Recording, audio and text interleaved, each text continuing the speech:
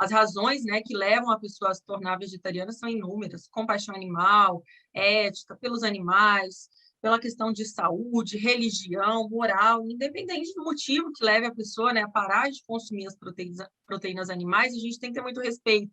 E como profissional da área da saúde, a gente tem que saber lidar com esse paciente. Eu recebo muitos que falam: Carla, eu venho em você porque você não vai me obrigar a comer carne pelo menos uma vez na semana. Então, você não precisa necessariamente ser vegetariano para atender um vegetariano, mas você precisa pelo menos estudar um pouco, se aperfeiçoar para entender que não, você não é necessário. Você come as proteínas animais se você quiser.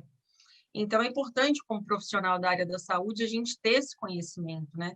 A gente tem vários posicionamentos, eu trouxe aqui o da ADA, que fala, né, que as dietas vegetarianas, elas são nutricionalmente adequadas, né, e fornecem benefícios à saúde, desde criança, adulto, idoso, durante a gestação, no tratamento e na prevenção de várias doenças, como diabetes, câncer, hipertensão, na diminuição do peso, né? Então, a dieta vegetariana ela é apropriada para qualquer indivíduo, né? Tanto pensando na prevenção quanto no tratamento de doenças. Quando a gente pensa no risco, né, de doenças cardiovasculares e no desenvolvimento das doenças crônicas, ter uma alimentação mais natural, sem tanto consumo de carne, o que eu vejo muito no consultório é muito excesso. As pessoas consomem tudo muito em excesso, acaba ficando uma alimentação muito monótona, né, muito à base só de ovos, bacon, carnes em várias refeições. Então, é importante a gente ter esse olhar, né, que existem vários outros alimentos. Os vegetarianos, eles possuem, né, os níveis de colesterol mais baixos. É muito comum, né, a gente não se preocupar muito com a parte de colesterol. Inclusive, às vezes, a gente tem que colocar algumas fontes de gordura para que esse colesterol aumente. Eles apresentam, né, o IMC menor devido ao maior consumo desses alimentos, que são muito ricos em fibras, frutas e legumes.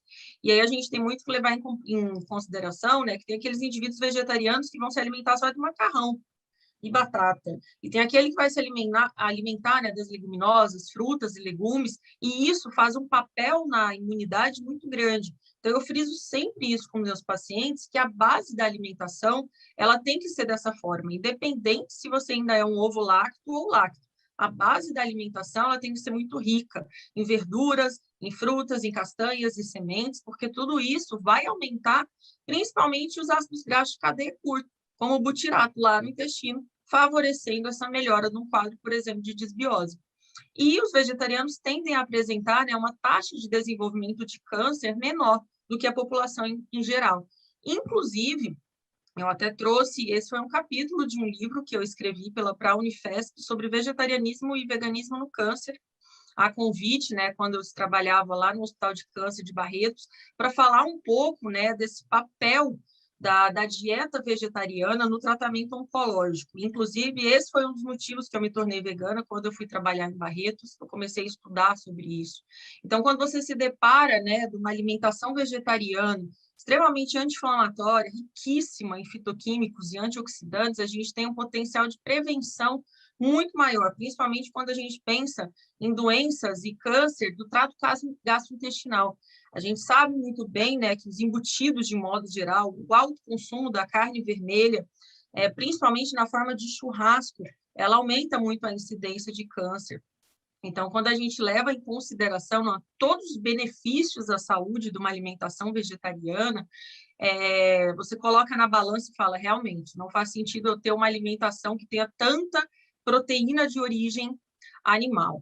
Esse foi um artigo que eu até apresentei numa outra aula, que eu achei ele muito interessante, que ele fala dos efeitos de uma alimentação plant-based, tanto no corpo quanto na mente. Ele coloca esse quadrinho, né, que eu coloquei aqui do lado direito, falando que é permitido ou não, de acordo com uma alimentação vegetariana, mas o que eu chamo a atenção é nesse quadro, que ele, inclusive, quem quiser o artigo, é só me mandar e-mail também, que eu encaminho o material, mas ele relaciona muito, tanto essa parte da alimentação plant-based e todos os marcadores anti- e inflamatórios que diminuem e aumentam. Então, por exemplo, quando a gente pensa ali na função hormonal, né, e nessa microbiota, a gente sabe, né, que a microbiota de um indivíduo vegetariano é completamente diferente de um ovo-lácteo vegetariano, de um onívoro, de uma pessoa que come só fast food. Inclusive, né, a microbiota de um indivíduo que tem uma alimentação mais plant-based, ele vai ter aumento de alguns tipos de bactérias que fazem muito prevenção de doenças, como, por exemplo, Prevotella, tem uma diminuição dos bacteroidetes, que fazem essa modulação aqui dessa microbiota. Quando eu tenho essa alimentação, né, bem estruturadinha, eu tenho uma diminuição dessa permeabilidade intestinal, ou seja, melhorando meu perfil de imunidade. Eu tenho uma diminuição das citocinas inflamatórias, principalmente quando a gente pensa lá em interleucina 6. Tem uma melhora dos nossos neurotransmissores, tem uma diminuição do perfil da glicemia, principalmente quando a gente pensa numa resistência à insulina. O paciente diabético ele tem que evitar muito, principalmente lácteos, que é um alimento hiperinsulinêmico. Então, uma dieta plant-based, ela melhora muito essa sensibilidade à insulina, diminui perfis de colesterol e aumenta muito, né, a produção dos ácidos graxos de cadeia curta, principalmente butirato. Pensando em cognição, a gente tem alguns cuidados em relação à vitamina, e a gente vai falar, né, sobre a B12, que não é só vegetariano que tem que se preocupar, mas é muito diferente quando você começa a adotar uma alimentação plant-based no quesito de diminuição de ansiedade, de estresse. Parece que a pessoa consegue lidar com isso de uma forma muito melhor. E isso eu vejo tanto aqui quando coloca no artigo, quanto na prática clínica, né? Então, esse artigo ele é bem interessante, que ele fala muito dessa relação. Eu só coloquei ele para pontuar, a gente ficaria aqui horas falando só sobre ele, mas eu quis montar uma apresentação breve, mas esse resume muito bem, né, essa relação não só de corpo, mas mente, que uma alimentação plant-based gera, né, a esse indivíduo.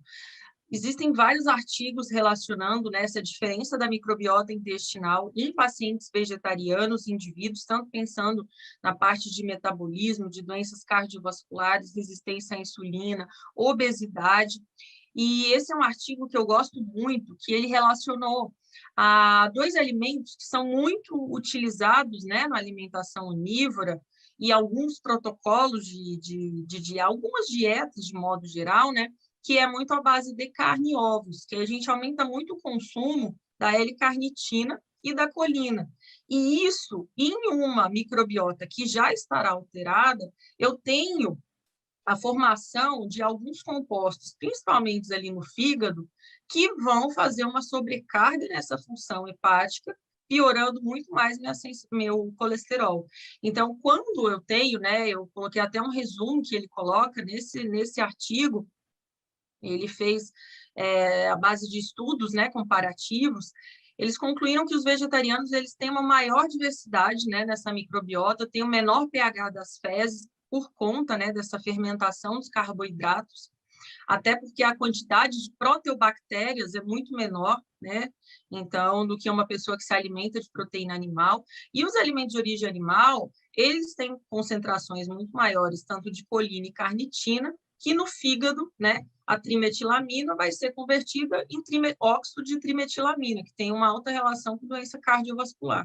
Então, se eu penso em melhora de perfil de colesterol, esteatose hepática, função de detoxificação, eu tenho que levar em consideração ter uma alimentação plant-based. Não necessariamente a pessoa, às vezes, precisa, por motivos, né, de compaixão animal, mas por benefício da saúde, reduzir o consumo de determinados alimentos e incluir outros, pensando nessa qualidade de saúde.